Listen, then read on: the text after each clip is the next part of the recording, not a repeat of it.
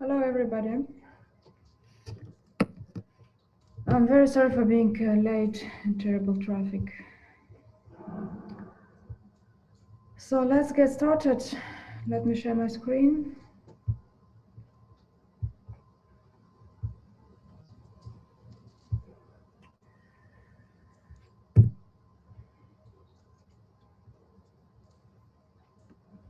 Can you see my screen now? Yes, we can. Good. Well, tell me, did you have an opportunity to read Agnar chapters? The last two chapters that I sent you, how do you find it? Difficult, easy, new, old, useful, useless? Give me. Second is harder than the first one. Second is what? Second is a bit harder. Second is a bit harder. Okay. You mean decision making under risk and Yeah, I mean chapter 7. Yeah, okay. So we'll cover, so the plan for today is to cover topics that end these two chapters. And as I told you by email, on Tuesday, I plan to make a quiz for kind of 30 minutes, and it will be based on all the material I studied. So, and in order to succeed on this quiz, what you need to check carefully slides, all the slides, check carefully all the information, including dates, authors, like everything I have on the slides, you need to know it. And also Agnar chapters, revise Agnar chapters.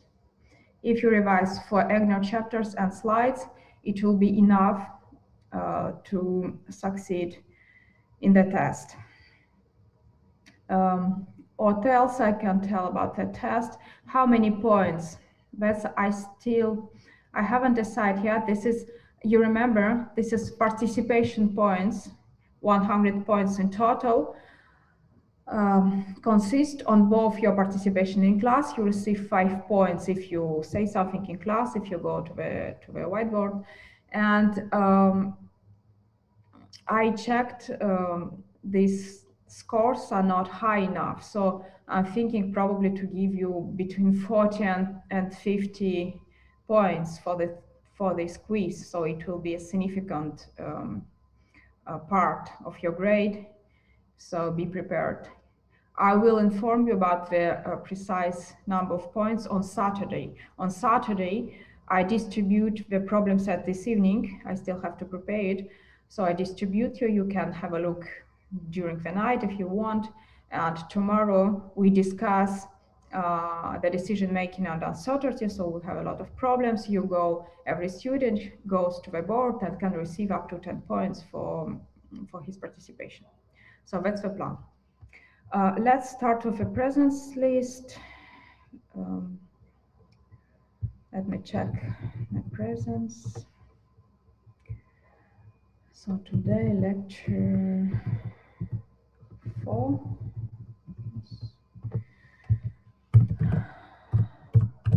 Lecture 4, October 1st.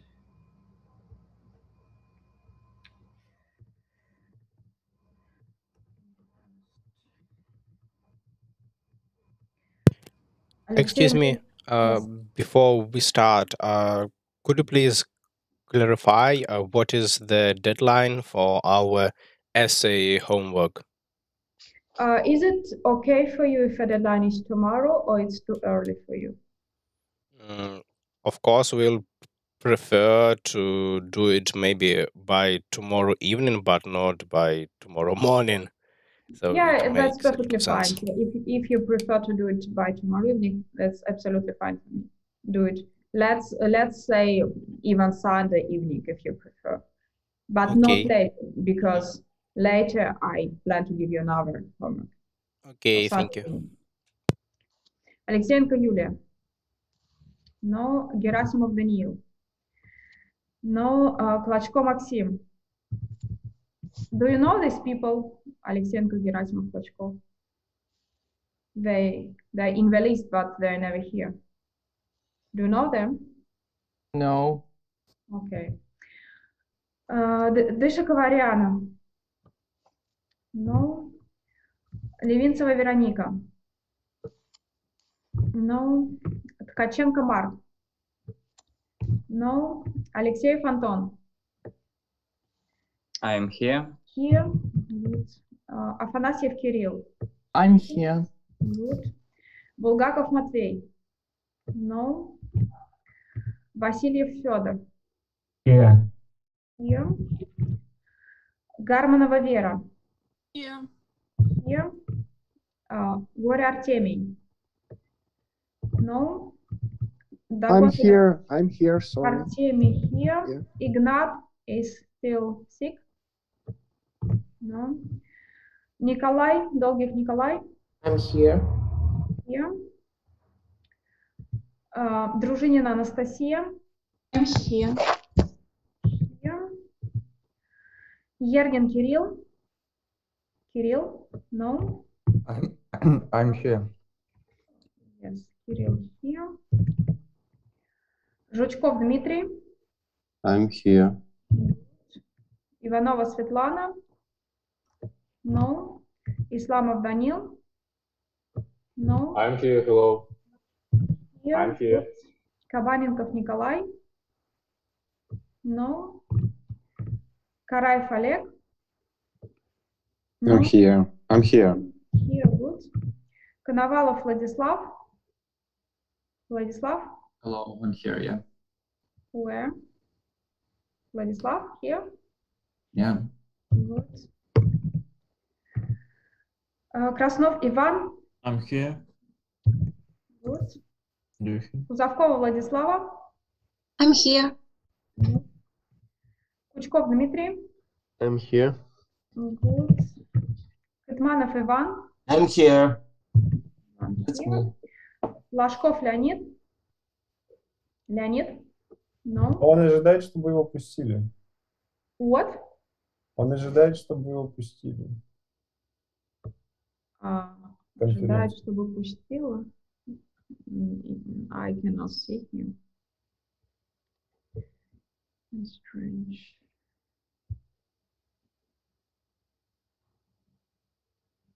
No, he's not here. Ломакин Артемий. I'm here. Макова Надежда.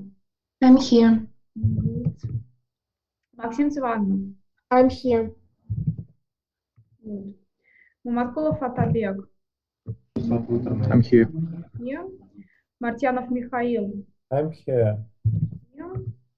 Миронов Михаил. I'm here. Here. Мирошин Петр. I'm here. Петрова Екатерина. Екатерина. I'm here. Here. Here. Покровская Валерия. I'm here. Here. Попов Николай. I'm here. Yeah, good. Потихонов Андрей. It's me. Андрей. Here. Руслан. Рощепкин Руслан. I'm here. Руслан is here. Саркисян Карен. I'm here. Here. Сафьянов Михаил. I'm here. Here. Суслова Мария. I'm here. Here. Тарасова София. No. Тимофеева Дарья. Тимофеева Дарья. No. Титов Владислав. I'm here. Here. Цветкова Дарья. I'm here. Where? Цветкова Дарья. Here. Good. Якушина Татьяна. I'm here. Good. Пахомова Диана. Диана. No. Ковалевская Евгения. No. Вилла Симоне. I'm here. Simone here. Virdis Salvatore. No. Ilida John. No. Okay. Yes. So we have a. Leonid Lashkov is here. I was just sitting in a waiting room. Okay, Leonid Lashkov. Lashkov Leonid.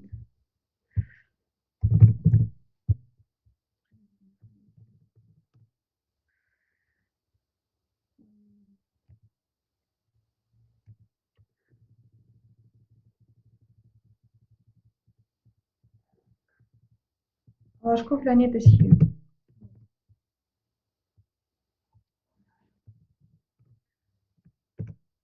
So today, rational choice under uncertainty and decision making under uncertainty. Tell me, can you see my slides, right? Yes. Good. Who can remind me? And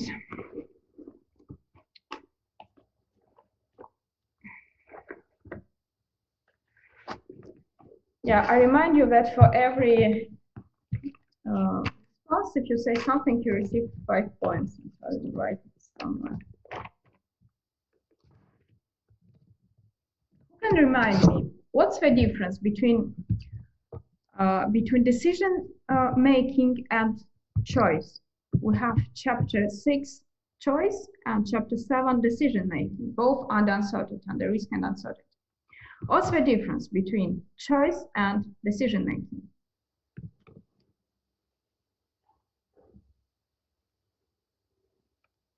Daria? Well, I guess the difference between the two chapters is that the first one, I mean, the sixth one, focuses on the standard theory, and probably why it's called choice, and the second one focuses on behavioral economics and how the standard theory doesn't hold in real life. Well, I would say that both chapters based are about behavioral economics, and but the first chapter is about choice, and the second chapter is about decision making. Daniel, I can't see you, Daniel. Yeah, it's better. Can you see me now? Yes, now I can. Okay. Well, I think that choice cannot be rational, so it can be random or by some assumptions that are not based on real foundations or maybe knowledges and experience and others. But decision making should be should have some maybe thoughts or theory under it. So there should be some rational aspect in decision making, whereas in choice it is not. If I understood you correctly, you want to say that choice shouldn't necessarily be rational, while decision making should be rational. That's what you want to say? Well, in some sense, yeah. Mikhail is willing to add something? Mikhail? Yeah. Can you hear me now? Yes. I would say that choice is the result of decision making. So decision making is when you weigh all pros and cons, and then you make a choice based on them, on your. Yes, that's very good. Yeah. That's very good. Thank you, Mikhail. So we have discussed it at the very first lecture. You remember it was the series of definitions that you have to understand. So the decision making, as Mikhail told, is a process of judgment and then choice. So a decision making is a process when you judge the situation and you evaluate probabilities. So when we are talking about decision making under uncertainty and the risk, and remind me, what is the difference between risk and uncertainty? Kirill, what's the difference between risk and uncertainty?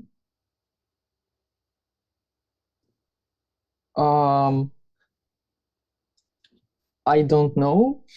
I think it's the same things. It's not the same, and we have already discussed it. Simone, what's the difference between risk and uncertainty?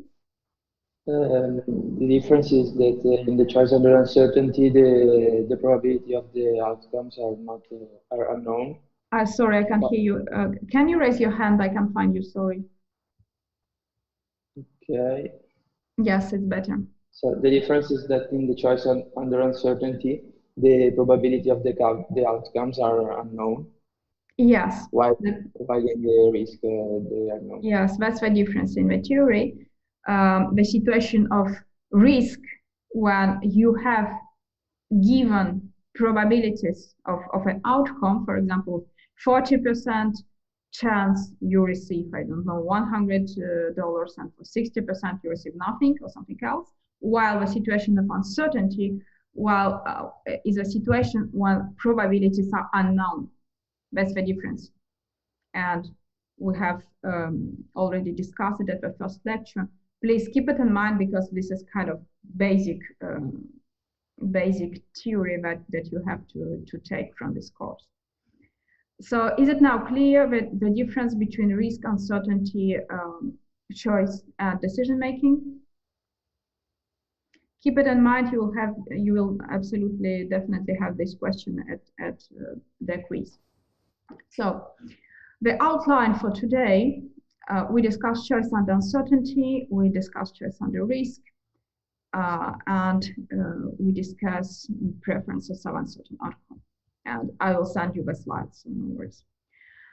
Let's start with the example that you read in Agner book.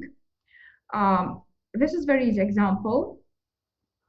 The situation of uncertainty, how people make choice under uncertainty. So probabilities are not given. It rains or not, and probabilities are not given. You don't know. You cannot calculate expected failure, expected payoff. You just know that if you take an umbrella, you understand that if you take an umbrella and it rains, then you will be dry, so you're not wet because you have your umbrella, but you are not very happy because you have to take this umbrella. This is the heavy thing that you have to bring with you the whole day. Okay, if you take an umbrella and it doesn't rain, it's the same. So you're dry, but you're not happy because you have to wear this umbrella. If you leave an umbrella and it rains, this is the worst possible outcome, because you don't have umbrella, you are wet, and it's not pleasant. And the best situation when you leave an umbrella at home and it doesn't rain. You are dry and happy.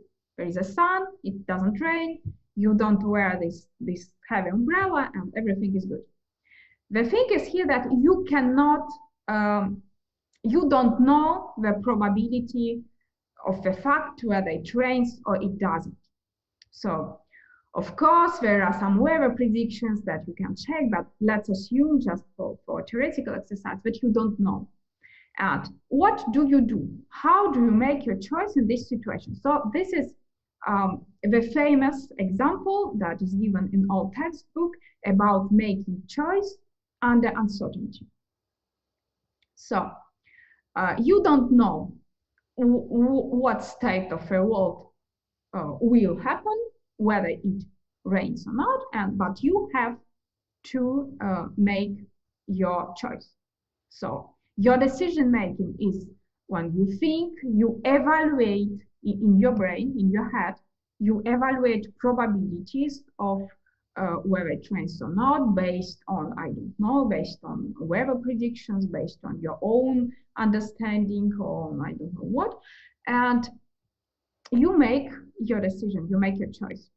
The theory offers us different criteria according to which you can make your choice. So the first one is so-called Maximin criteria, when you maximize the worst case. So you don't know whether it rains or it doesn't, but you know that if you take an umbrella, you will receive the utility of 3 in both cases, and if you leave, you will receive the utility of 0 if it rains, and the utility of 5 if it doesn't, right? So if you take, the minimum outcome is 3, if you leave, the minimum outcome is 0, right? So you maximize the minimum outcome, and it's 3 is higher than 0, so you take an umbrella. This is how Maximin criteria works. Is it clear? Kirill, is it clear? Yes. So we're trying to avoid to receive the minimum utility payoff, right? Yes, right. So you don't know if it rains or doesn't, but you know that the minimum payoff if you take this action will be 3, and if you take this action will be 0. And in order to avoid 0, because 0 is worse than 3, you take an umbrella. I have a question. Shouldn't the Anton? Anton, yes. Shouldn't there be a probability of rain? And, Anton, I can't hear you. Can you speak more loudly, please? Shouldn't there be probabilities of rain and situation without rain? No, because this is a situation of choice under uncertainty. So you don't know probabilities. That's the difference. Choice under risk, when you know probabilities and you compute your expected value or expected utility or whatever, a situation of uncertainty, you don't know probabilities. That's the difference. That's what we have just discussed. So you need a strategy to make a choice when probabilities are not known. That's very important. Thank you for this question. That's very important. Let me repeat once more. So the theory, the standard economic theory that you know, is the theory that teach you how to make choice under risk when probabilities are known. And you just compute expected value, you multiply the probability by expected outcome, you make a summation, and you are done. You compare outcomes, you compare expected value, you make a choice. When there is uncertainty, there are no probabilities. And you have to have some strategy in order to make your choice. And the theory offers you various strategies that we're discussing right now. The first one is Maximin. The second one is Maximax. It's a different strategy. So the Maximax criterion is when you optimize the base outcome. So again, you compare two outcomes, you take an umbrella, you leave umbrella, and the maximum criterion. If you take, it's still 3. If you leave, it's 5. And you want a maximum. You are risk lover, kind of. We can say that the people who prefers Maximax criterion, they're risk lovers, while people who prefers Maximin, they're risk averse. So you hope that it doesn't rain and you leave an umbrella. This is how I behave all the time. I hate umbrellas and I never take them. And I hope that I will manage the situation. If rains, I will find a solution in order not to get very wet. You see, so And that's the tricky thing. That's the trade-off. If you live at the trains, you get 0, and it's obviously better to have 3 than 0, but it's even better to have 5 than 0. And you don't know whether train or doesn't, and you don't have probabilities. It's complete uncertainty. That's the thing.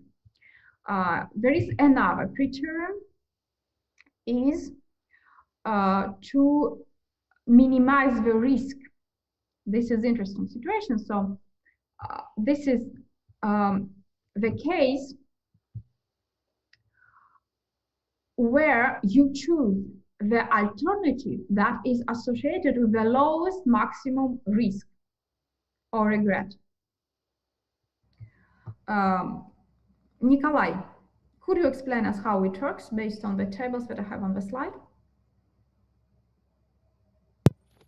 Okay.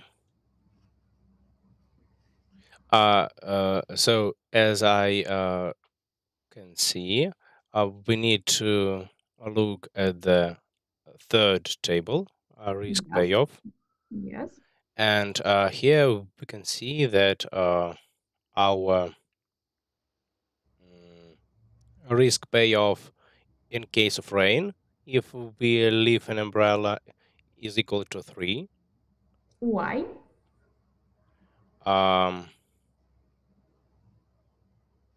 So we risk a lot in case we don't take an umbrella and it rains.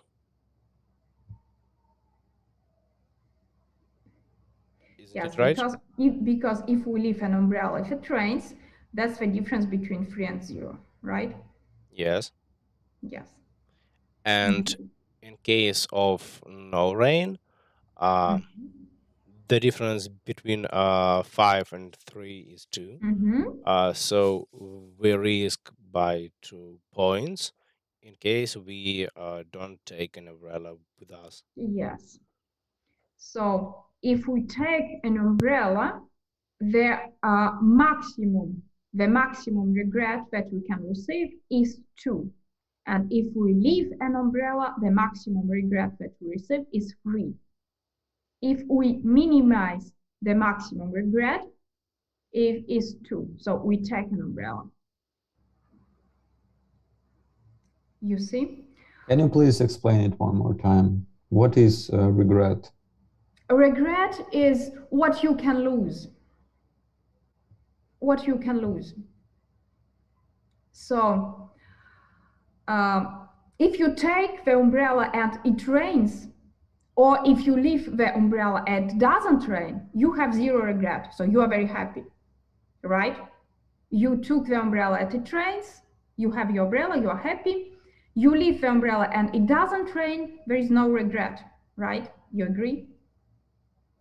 Yeah, I understood it already. Yeah, and then the problem is if you take the umbrella and it doesn't rain, then your regret, if you take an umbrella, you take and it doesn't rain.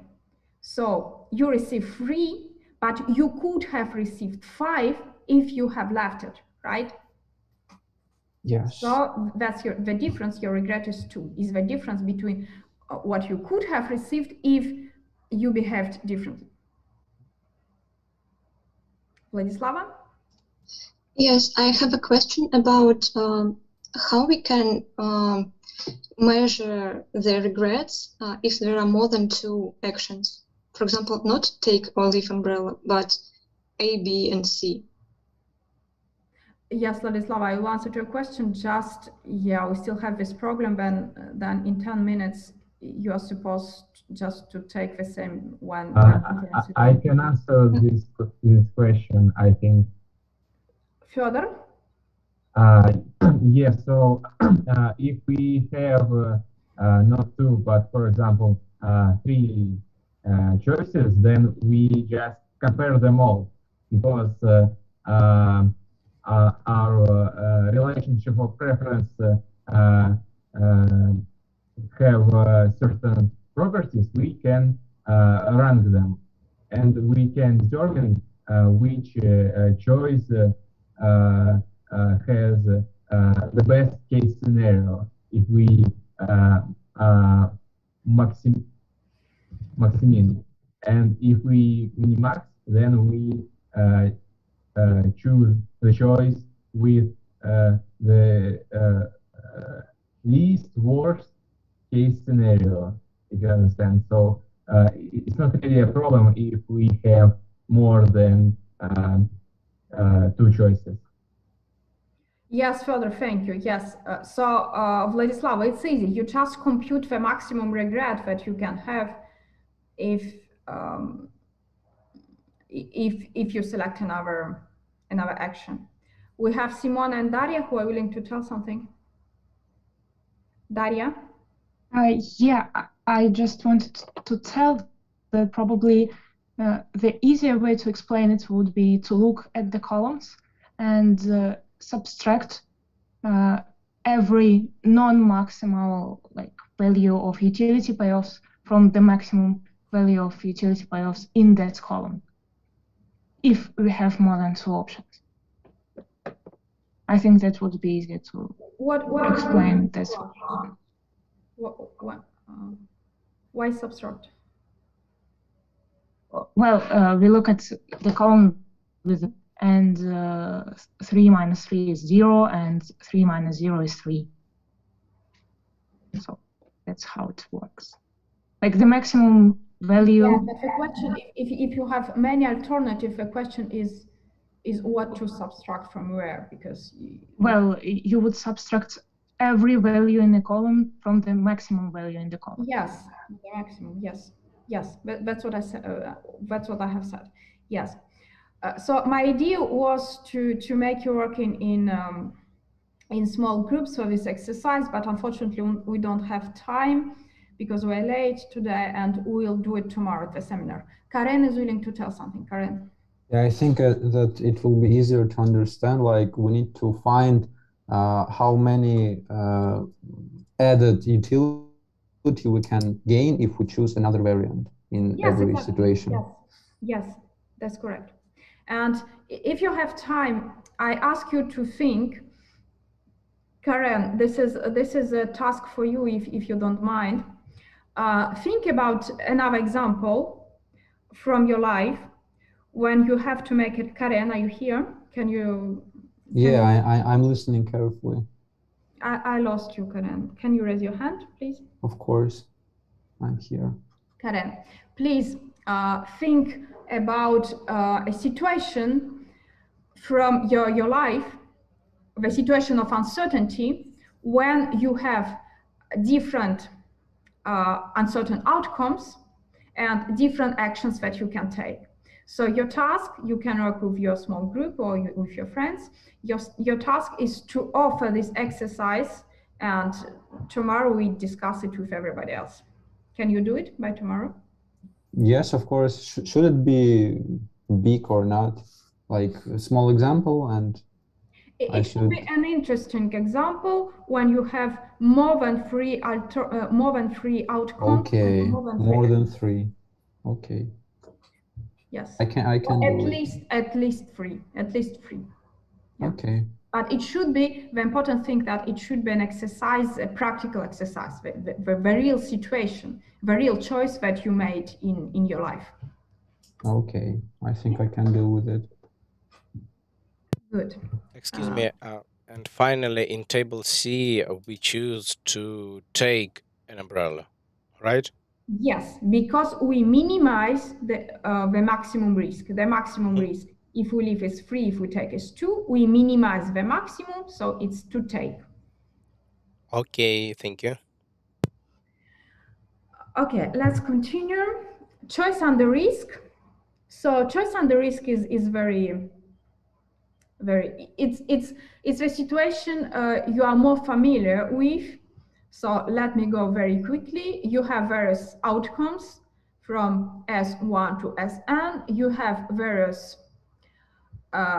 actions, and you have values associated with each outcome and each action. And the probabilities are given. Let me repeat it the 10th time. The difference between risk and uncertainty, that in the situation of risk, the probability are given, and the situation of uncertainty, the probabilities are not given. If the probabilities are given, you are very familiar with this exercise because you are doing it all the time during economic studies. You just multiply probability by the outcome, you compute the expected value, and you compare where, for which action, the expected value is higher, and you take this action. So for you, you are very familiar with it, and I don't want to lose time with it. Now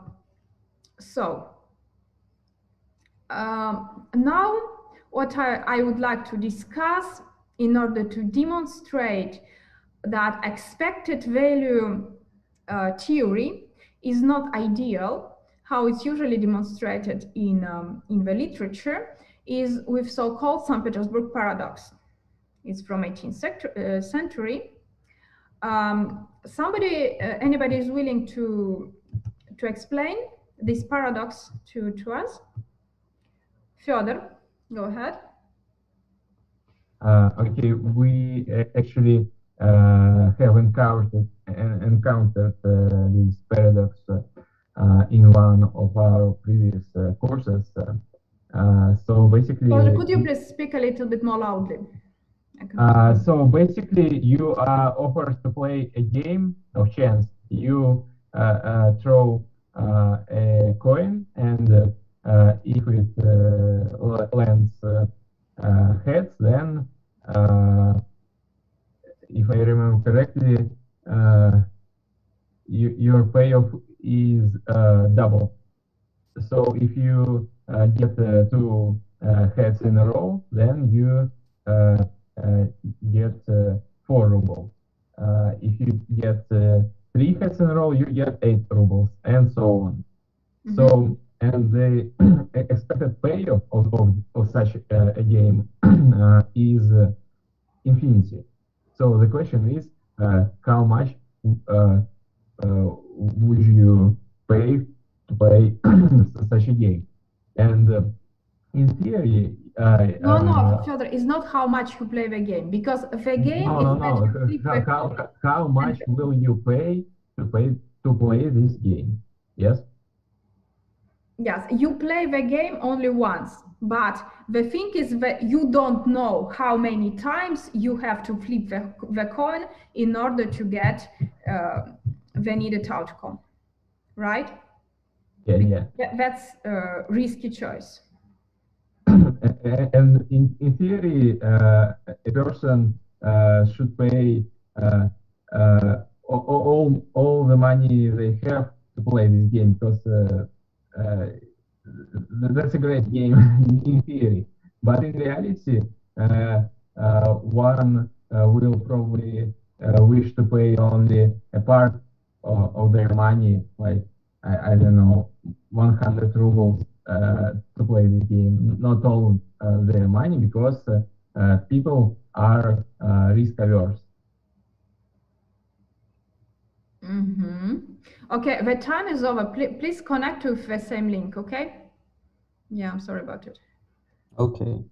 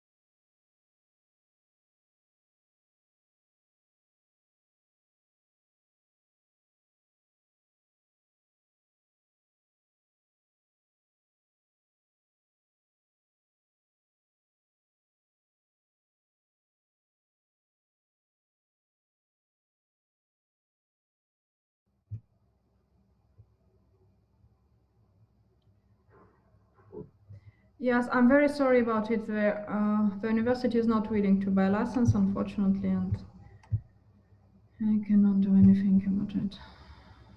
May I ask you one small question? Yeah, sure. I think you can see me. It's Vera. So the question is it the usual theme of behavioral economics to study uncertainty more than, for example,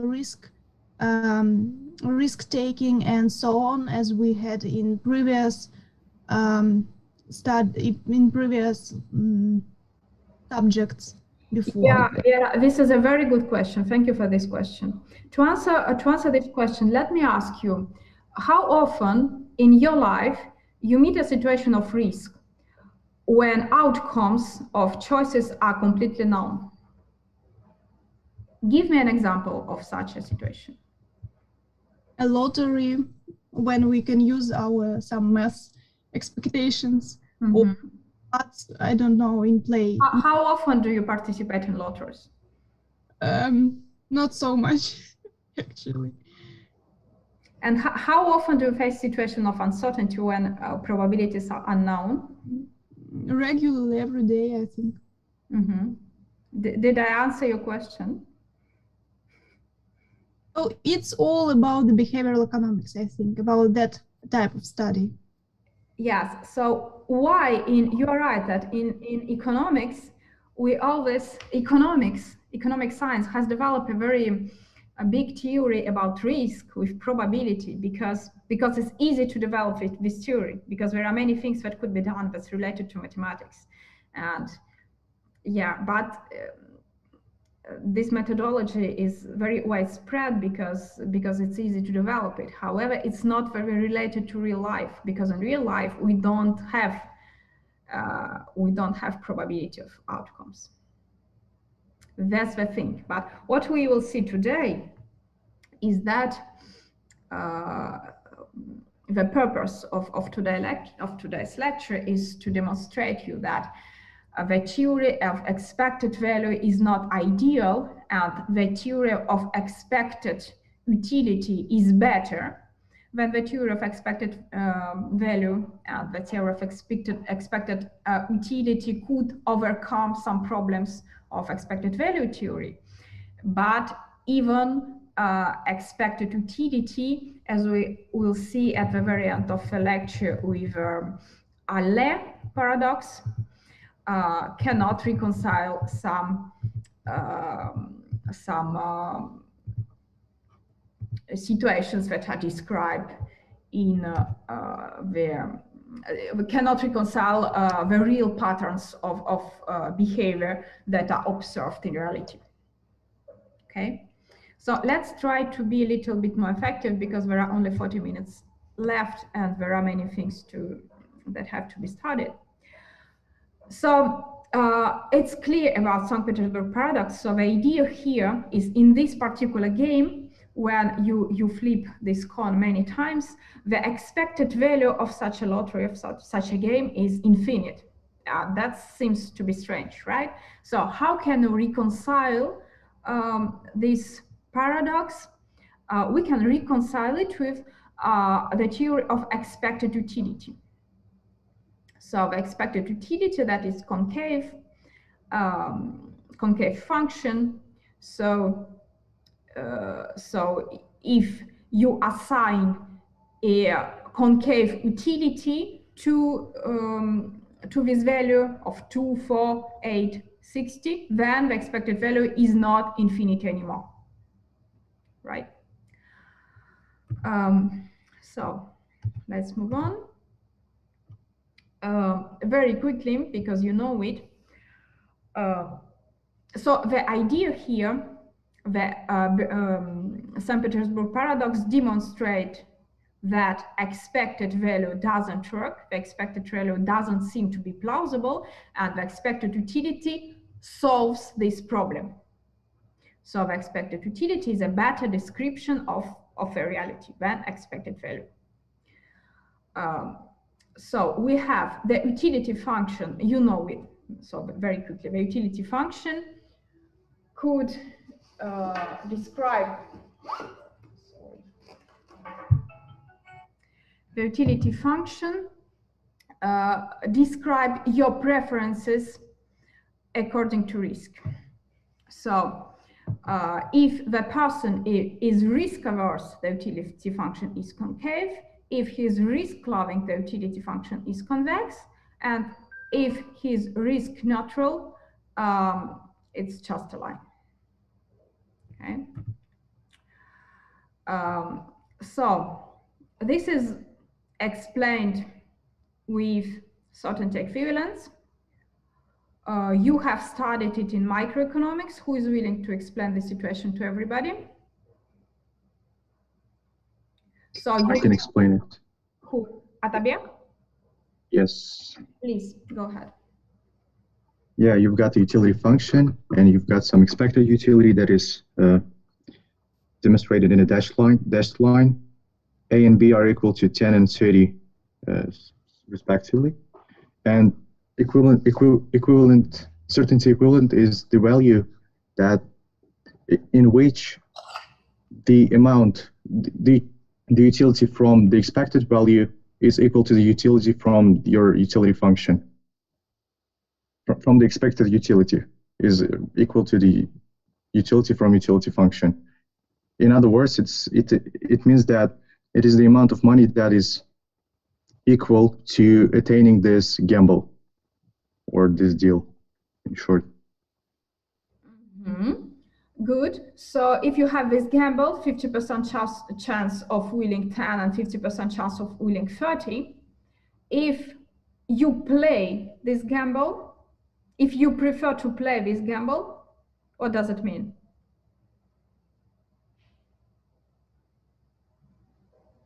If you prefer to play this gamble? Yeah, sorry. So there is this gamble, 50% chance of winning 10 and 50% chance of winning 30. This is your first choice, and the second choice just to receive 20 euros. Mm-hmm. If you, so you see the point, you just receive $20 for certain, or you play this gamble where the expected value is 20. So you receive 20 for sure, or you play the gamble where the expected value is 20. If you prefer to play the gamble, what does it mean?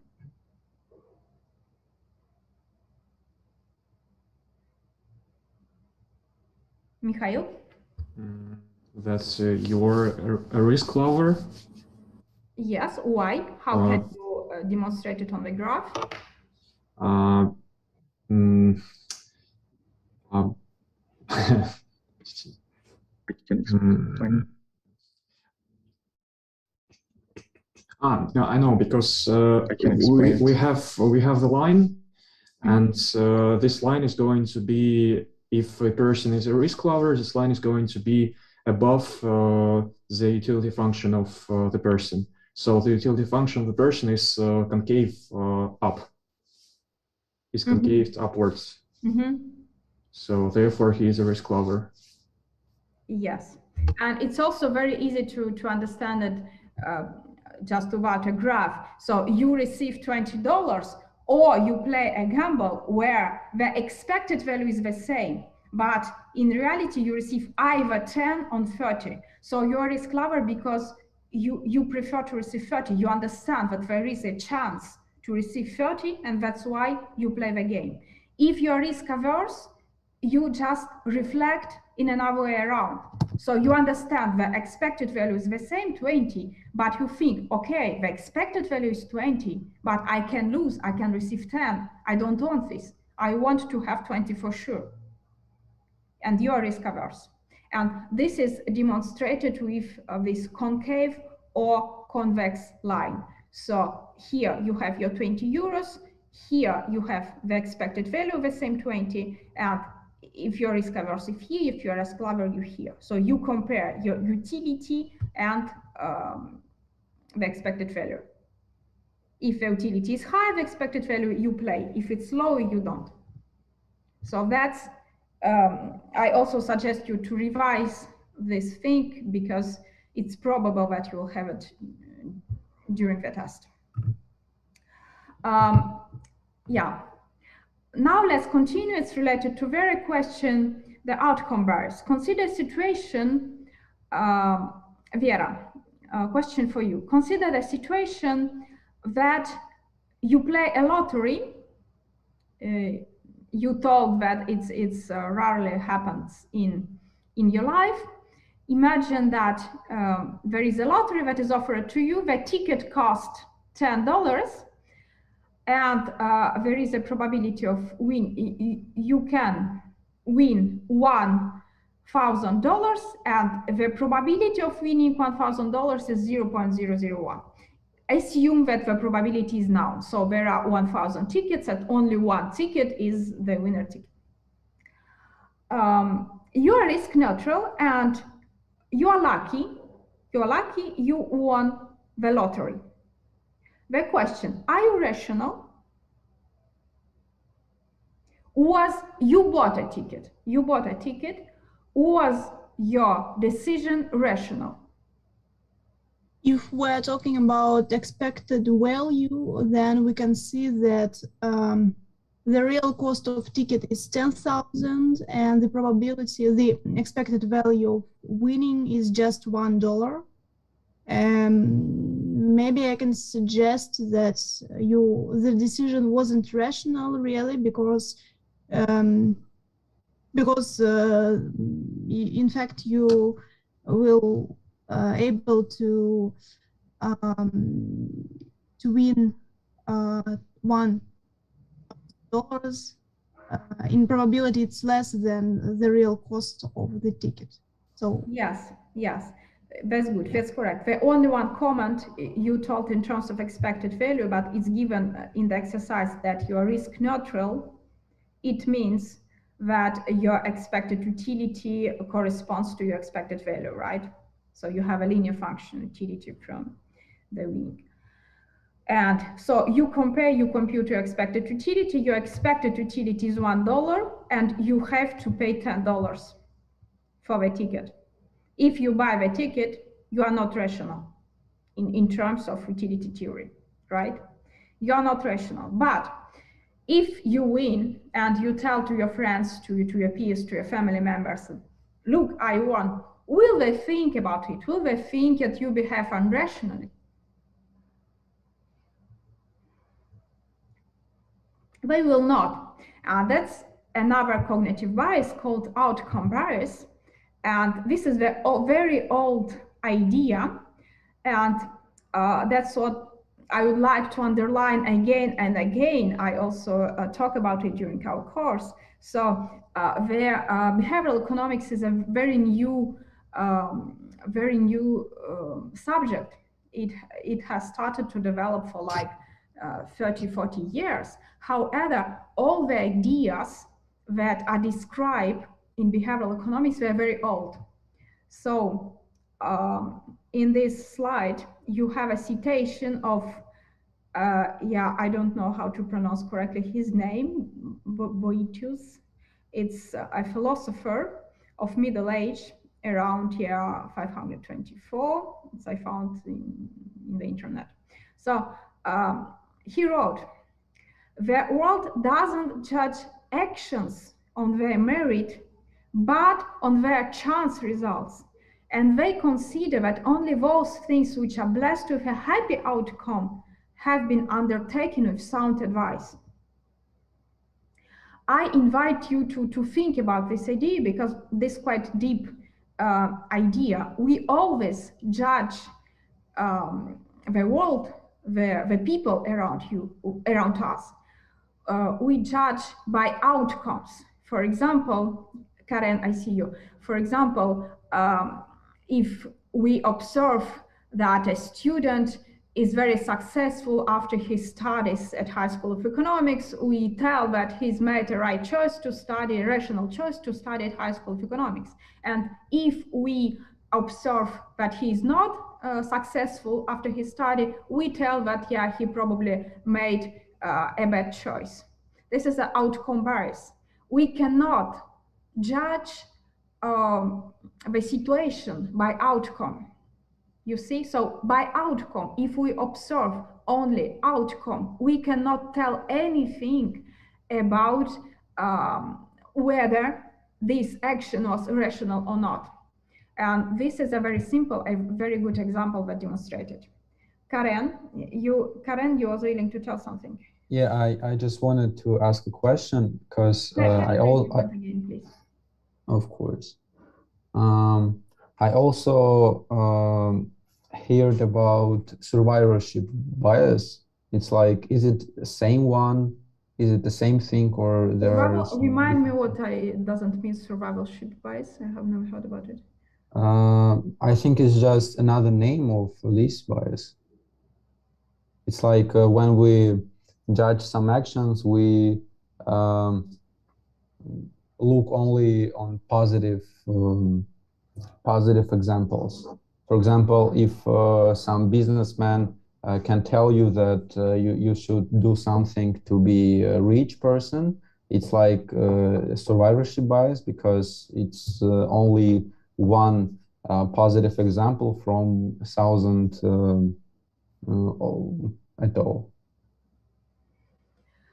Yes, probably. Honestly, I have never. Where did you take this survivorship bias? Is it from a book? No, it's like ошибка выжившего по-русски. I think it's. I think that the majority of students heard about it. I believe I'm not in this majority. I have not. But yeah, according to what you said, it's slightly different because the outcome bias is that when you observe, the idea is that when you observe only, I see your idea about us. I would say that it's slightly different. So the idea of outcome bias is that you cannot judge rationality only by outcome. Okay. While the survivorship bias, as you described this, is rather just about the bias that you don't take into consideration all the outcomes, I would say. Kirill, you're willing to add something, Kirill? I just wanted to give a more example about this error of survival bias.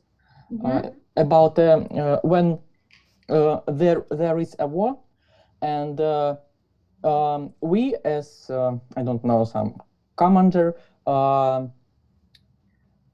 need to make planes, самолеты, more durable for bombs, and we see on the planes that go from the sky and see where the injuries on this plane was, but we don't see on the planes that was crashed, and what injuries of the planes was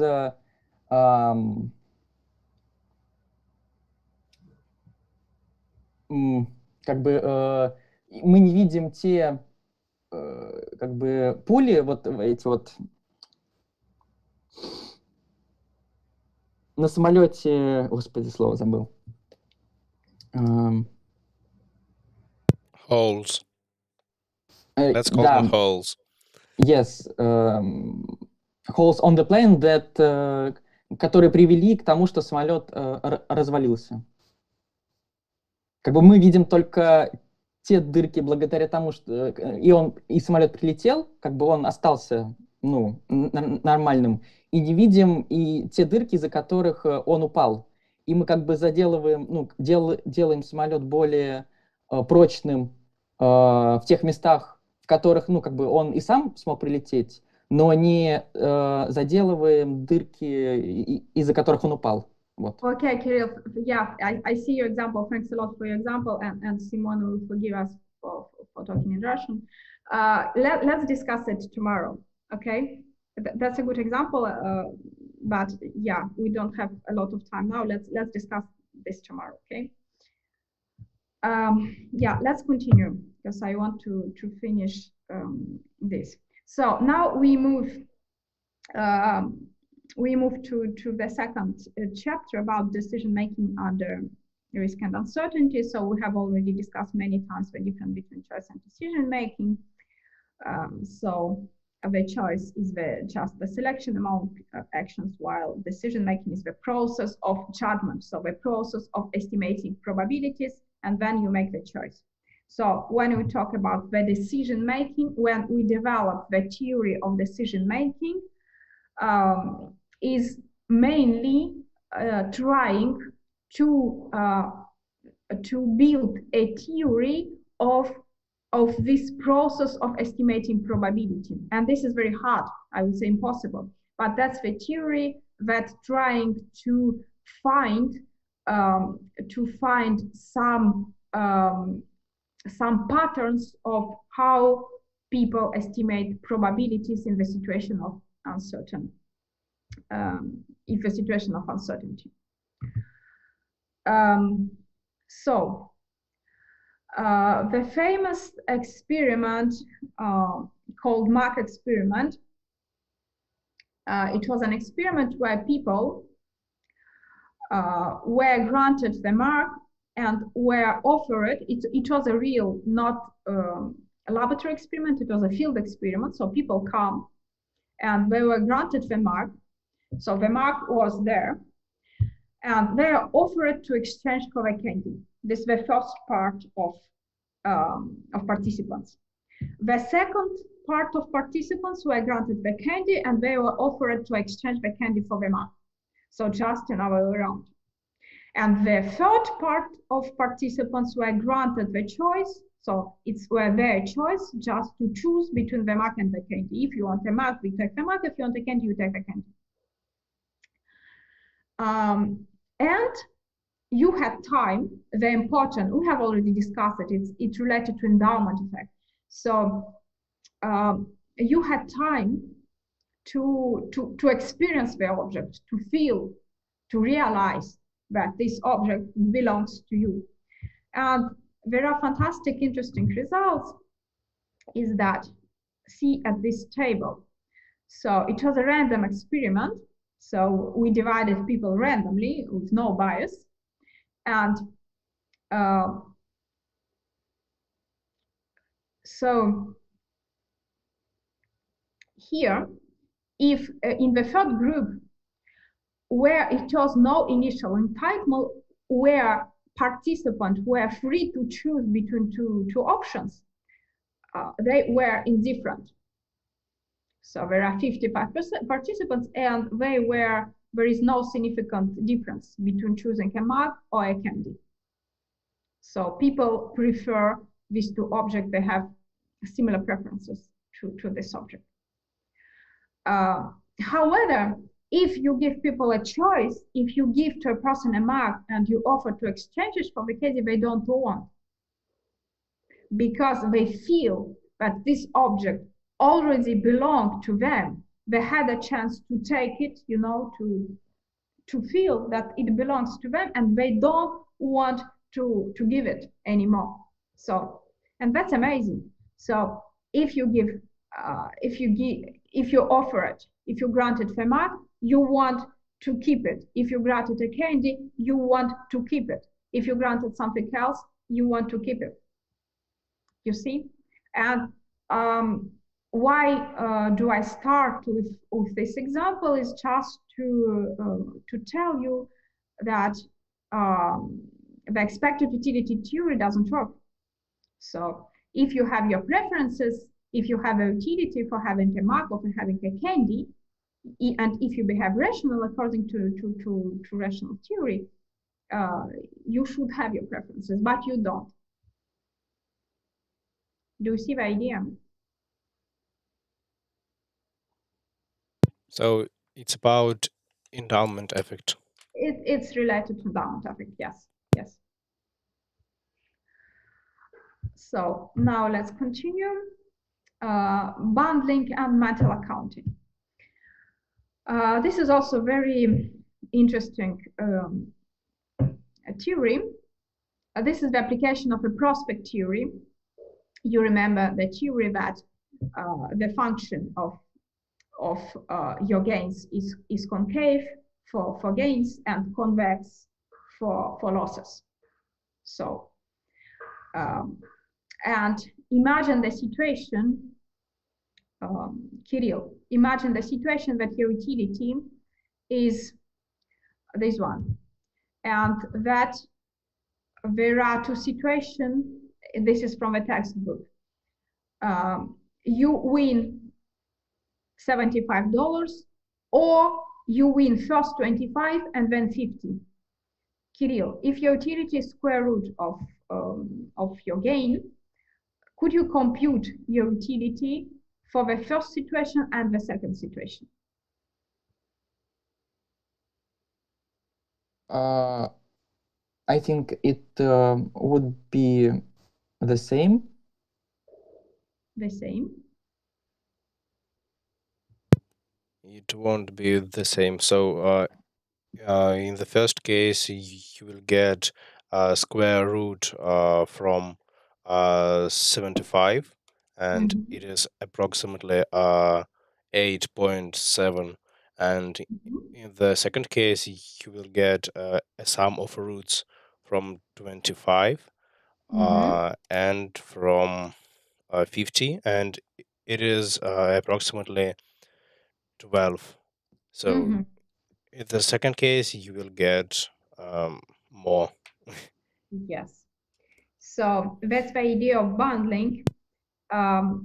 People receive high utility if you split the gains. And there are many applications for this that you have read in Agner book. So people usually don't put all the presents in one big box, because if you put for Christmas or for any other, for birthday, for any other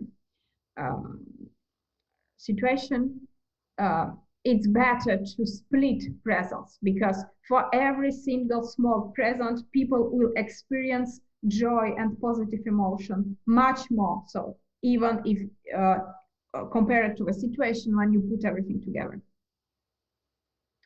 The same if you go to the restaurant, it's served dish by dish, because people experience more joy, more utility from every single dish.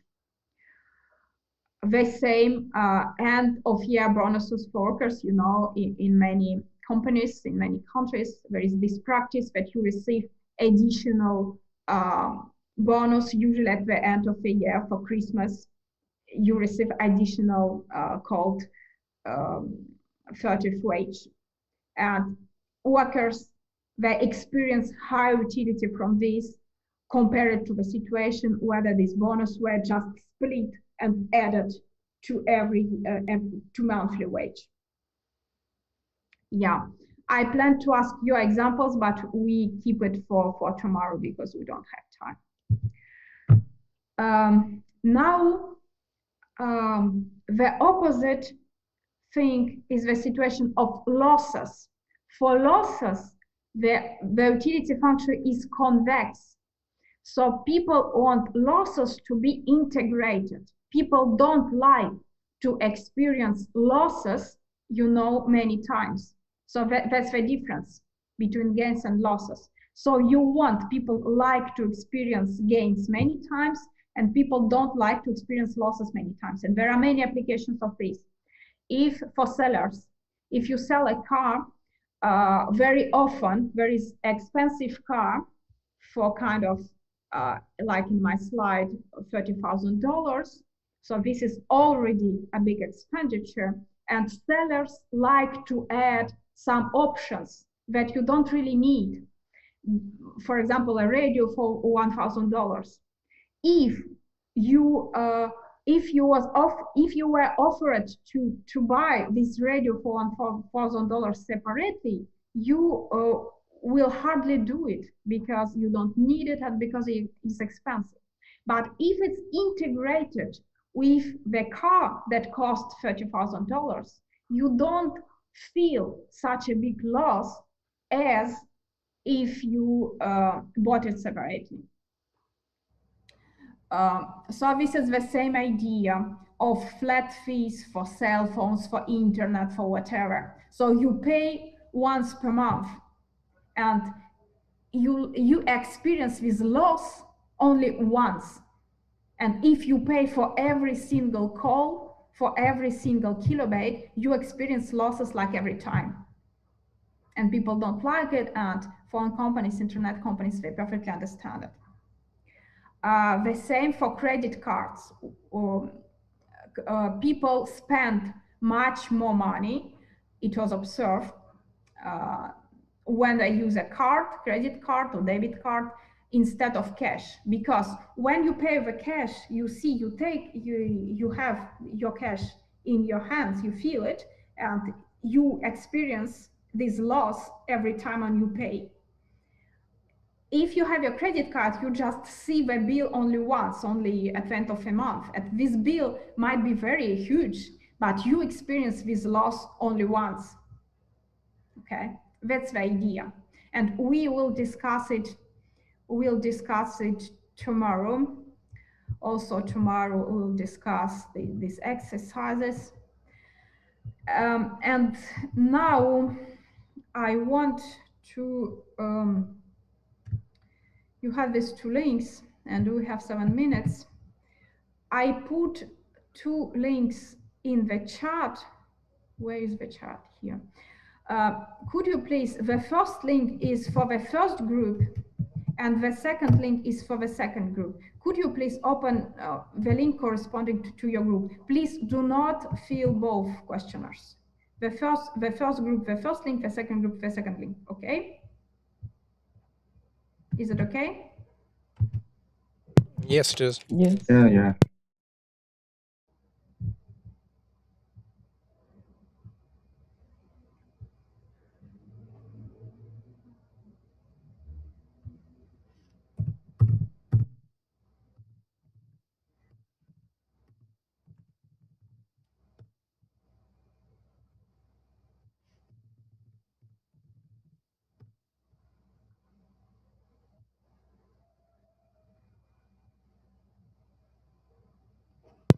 Only one question? Is there just one question? Yes, only one question. Okay.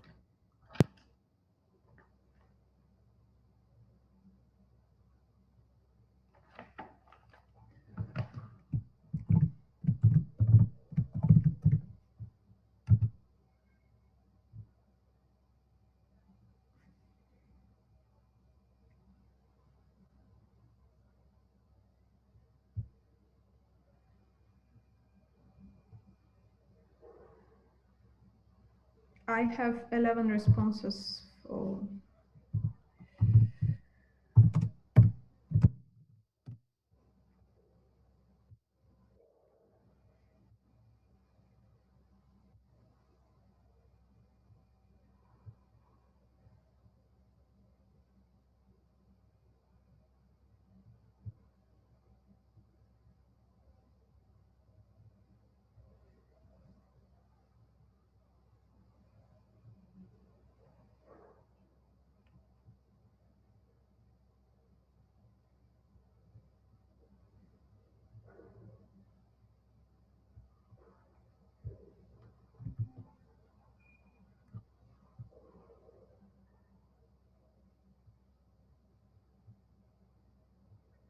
Everybody did it? I still have only 40 responses, 14 responses for the first and 10 for the second. And we are how many?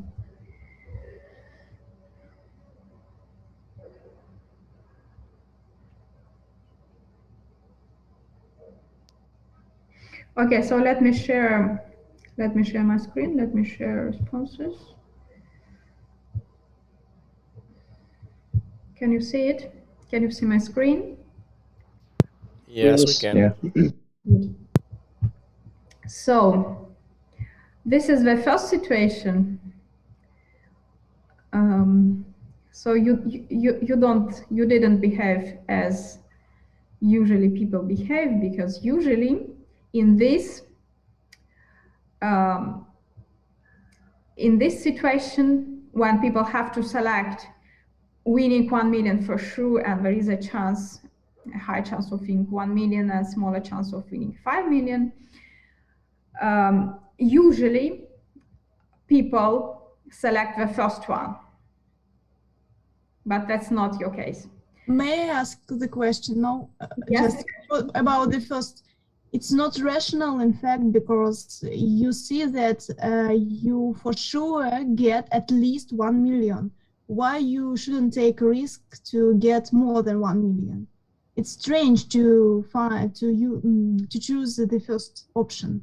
Don't you think so? I do think so, but that's what the data show. That's the Allais paradox. We're an economist, we can see that it's irrational to choose the second one. Yeah, that's very good, yeah. So it means that, that the course you studied affected you.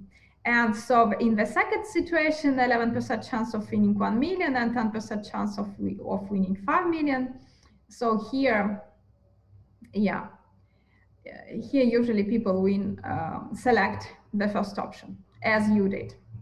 But the paradox is, let me come back to my slides.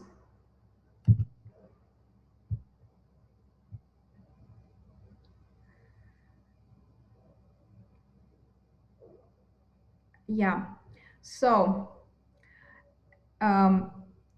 it's so-called Shrew principle. So people, when they observe this formulation, for sure, they like it, and they're willing to select this option. So it's completely inconsistent with the expected utility theory, and there are computation on Egner book chapter 7, page 13. I think it's easy enough, and you can please go through these calculations, and you can ask me if it's needed, we'll discuss it. Yeah, but that's the paradox that demonstrates that utility theory also doesn't work. Utility theory is also inconsistent with some patterns that are observed in the reality. So we have 1 minute left, and I want you to take the following lessons from today class, and in general, from what we have learned for this course. We have understood, and you have to understand, that expected utility theory is much better than expected value theory, because we can reconcile many patterns observed in the data, kind of different assessment of gains as losses, like prospect theory bundling, etc. However, even with probabilities, this theory, even when probabilities are given, the expected utility theory cannot explain everything that is observed in the data, as Allais paradox have demonstrated. And the most important point that Vera has raised today is that we don't have probability in the real life. We mostly face the situation of uncertainty and not risk. And we have to make a judgment.